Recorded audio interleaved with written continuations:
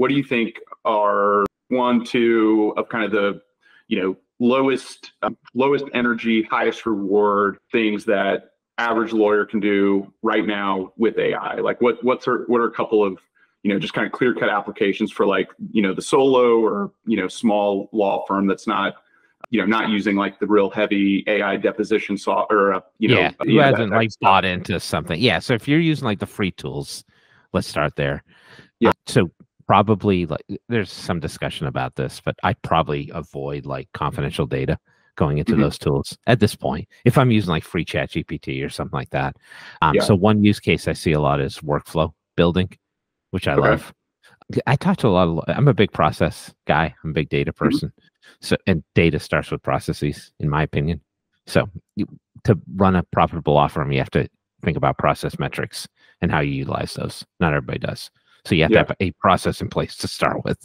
So if you tell an AI tool, hey, build me an intake process for my law firm, and then you fill that out with some detail. Like I'm a personal injury law firm in Atlanta, Georgia, and we've been operating for 20 years and we specialize in trucking accidents, right? Have it build that out for you. Now that's not gonna be perfect like we talked about before, because this is an assistive technology. You're gonna get maybe 80% of the way there. But I find that a lot of lawyers have trouble like building that out because that's not their natural skill set. There could be any sort of administrative workflow that you could put in there. And it could even be case workflows, because if you're like, hey, I'm prosecuting this type of case, what should my workflow be? What should my process be? Because you're not saying I'm processing this particular case for John Doe and here's the fact set. So you could do that too. You could do a closing workflow for cases.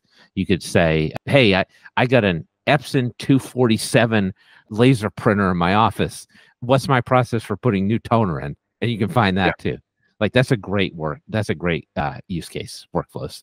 The other, just if I can interrupt for one second, it's very, I like that because it's really flexible and it's not like, oh, you need to just be doing, drafting of documents or something like that. And so I find, now anything that, kind of requires, or I get to the point, where I don't immediately have, kind of the idea of like what I need to do for the next set of steps, right? And so I would say like something that I think I think the intake example is extremely good because, you kind of know you need a system, or maybe it's emails to people once they've signed up, right? Or they're thinking about using your services.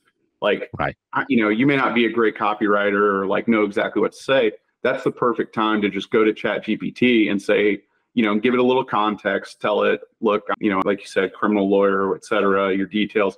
I want to write a 3-email sequence for people who are thinking about our services. We've been in business for this long.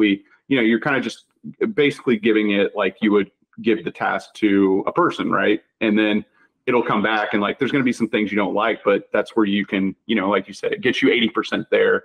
And you can do that with anything that is, process related. So carry on. The idea of building out a drip campaign, I think, is a really smart maneuver there as well. And so you can get as deep as you want into this. Like I was talking about, just like build the workflow, show me the steps. But if you're like, build me a communication set underneath this part of the workflow, you could absolutely do that as well. And we're talking about like Chat GPT and tools like that right now. There are a lot of like workflow management, project management tools like Notion or Taskade or Trello that are implementing AI. And the system is built to generate task flows, but it was previously built to generate those manually.